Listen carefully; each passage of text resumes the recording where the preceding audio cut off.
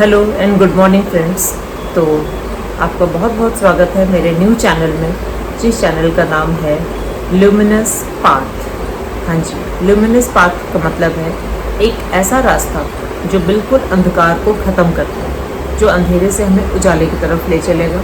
और मैं अकेले नहीं केपेबल हूँ, आप सब मेरे साथ जब जुड़ेंगे, हम एक दूसरे को समझेंगे, दूसरे के प्रॉब्लम समझेंगे, तब जाके ये पाथ जो हमारा ल्यूमिनस होगा और हमें अंधेरे से उजाले की तरफ ले चलेगा। तो जी, जो आज फर्स्ट टॉपिक मैंने उठाया है इस चैनल के लिए, वो बहुत ही रेलेवेंट टॉपिक है, जो मैंने स्कूल में भी फेस किया, बच्चों के साथ, पेरेंट्स के साथ, और अब जब मैं घर में हूँ तो आसपास नेबरहुड में। तो वो टॉपिक है stop comparing yourself to others. अपने आप को कंपेयर करना छोड़ दीजिए दूसरों के साथ। क्यों ये टॉपिक इतना ज़रूरी है, मैं एक एग्जांपल आपको देती हूँ। मान लीजिए संडे है और आप बहुत ही अच्छे मूड से उठे, क्योंकि संडे है, छुट्टी का दिन है। तो संडे जैसे ही आप उठे, आपने अपना फ़ोन उठाया और इंस्टाग्राम के या यूट्यूब के कोई शॉर्ट्स या रील्स देखे, जिसमें एक में देखा कि एक पर्सन के पास बहुत बड़ी गाड़ी आ गई है और वो फ्लॉन्ट कर रहा है अपनी गाड़ी। Very good. दूसरे में आपने देखा एक पर्सन ने एक बहुत ही अच्छा और महंगा बंगलो खरीद लिया या सी फेसिंग हाउस खरीद लिया। तीसरे में आपने देखा एक गर्ल है जो कि जिम में जा रही है, बहुत ही फिट है और जिम में वो ट्रेनिंग कर रही है। तो सडनली आपने क्या सोचा, इन तीनों रील्स को देख के आपने अपने आप को उस रील में देखा और कहा कि ये तीनों चीज़ें तो मेरे पास नहीं है। तो आपने क्या करना शुरू कर दिया, आपने कंपेयर करना शुरू कर दिया अपने आप। और वो भी कब, जब आप वो रील्स देख रहे हैं जो कि एक पर्सन की अचीवमेंट है, उससे हमने अपने आप को कंपेयर करना शुरू कर दिया। तो अब क्या हुआ, वो संडे जो आपका बेस्ट संडे होने वाला था, अब वो बनने वाला है बिल्कुल ही डल संडे। वो आपका फेलियर दिखाने वाला संडे बनने वाला है। वो भी क्यों? क्योंकि हमने सिर्फ रील को देखकर अपने आप को उससे कंपेयर करना शुरू कर दिया है। तो फ्रेंड्स, यहाँ प्रॉब्लम क्या है? प्रॉब्लम है कंपैरिजन ट्रैप का। हम उस कंपैरिजन ट्रैप में फंस के रह गए, उस जाल में फंस के रह गए। और ऐसा नहीं है ये कंपैरिजन जो है आज का रिजल्ट है या आज के लाइफस्टाइल का रिजल्ट है। No, when we were living in tribes, जब एवोल्यूशन हुआ ह्यूमन बीइंग्स का, तो वो ट्राइब्स में रहते थे, गांव नहीं हुआ करते थे, फैमिलीज नहीं हुआ करते थे। तो ट्राइब में 50-100 लोग होंगे, 20-25 लोग होंगे, छोटे ट्राइब्स में, बड़े में मैक्सिमम 100 लोग हुआ करते थे। तो उसमें हम कंपेयर करते थे अपने आप को कि हम इस ट्राइब में कहाँ स्टैंड कर रहे हैं फॉर आवर सर्वाइवल। उस समय ज़रूरी था ये कंपैरिजन फॉर सर्वाइवल, कि कोई हमसे ज़्यादा ताकतवर होगा तो हमें मार देगा and we would not survive. वहाँ तक शायद थोड़ा बहुत कंपैरिजन ठीक भी था। लेकिन आज वो ट्राइब कितना बड़ा बन गया? वो ट्राइब है 8 बिलियन पीपल।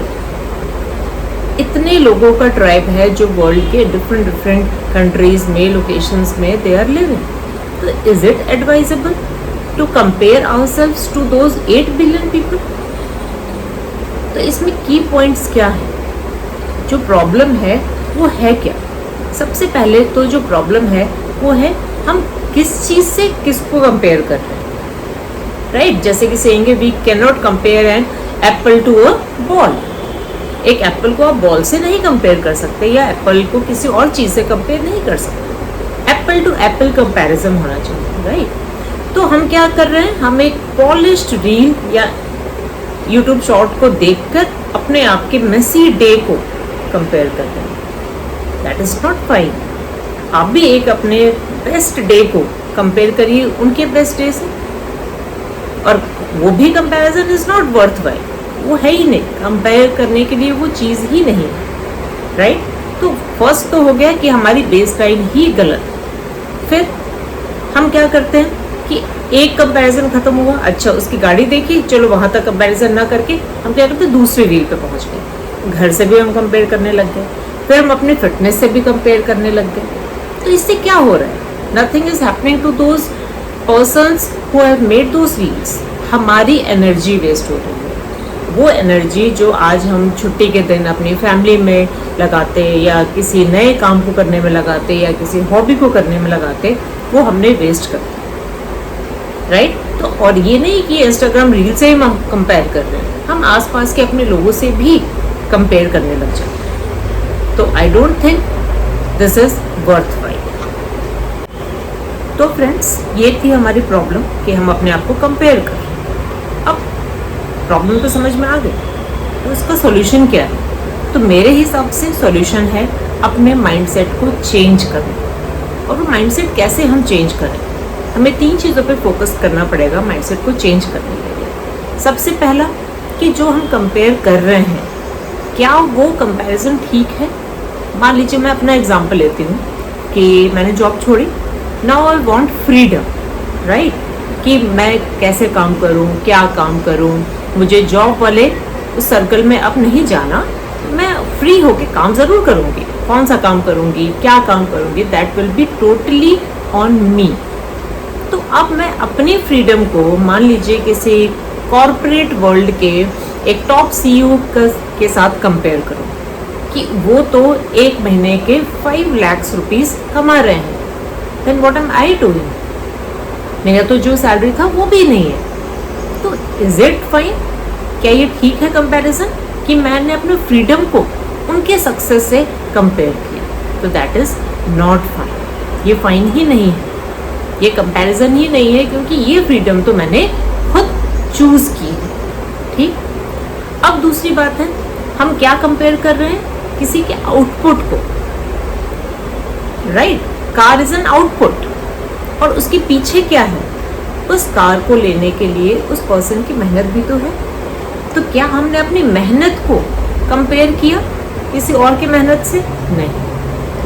तो हमें करना क्या है? अपनी मेहनत, आज की मेहनत से कल की मेहनत को कंपेयर करना, कि जितना मुझे करना था, जो मुझे एनर्जी लगानी थी, जो मुझे इनपुट देना था अपने काम में, क्या मैंने कल से ज़्यादा आज को दिया?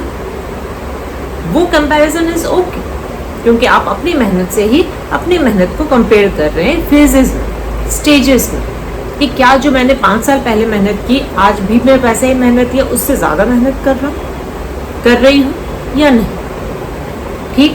तो वो कंपैरिजन इज फाइन।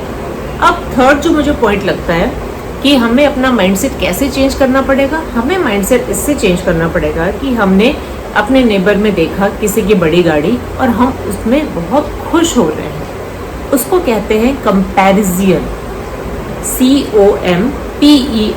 COMPERSION। ये कंपैरिजन नहीं है, ये कंपैरिजन है। पता नहीं मैं ठीक से प्रोनाउंस कर रही हूँ या नहीं, लेकिन वर्ड इज दिस। तो किसी की सफलता को देख के हम खुश हो रहे हैं, we are happy for them. ये माइंडसेट हमें अपना लाना ही पड़ेगा, तभी हम अपने माइंड को पीस में रखेंगे, अपने आप को पीस में रख सकते हैं। तो अगर ये 3 चीज़ें हम चेंज कर लें, फर्स्ट क्या था कि हम देखें कि हम किस चीज़ से किसको कंपेयर कर रहे हैं, राइट। तो अपनी फ्रीडम को हम किसी और के सक्सेस से कंपेयर नहीं कर सकते, राइट।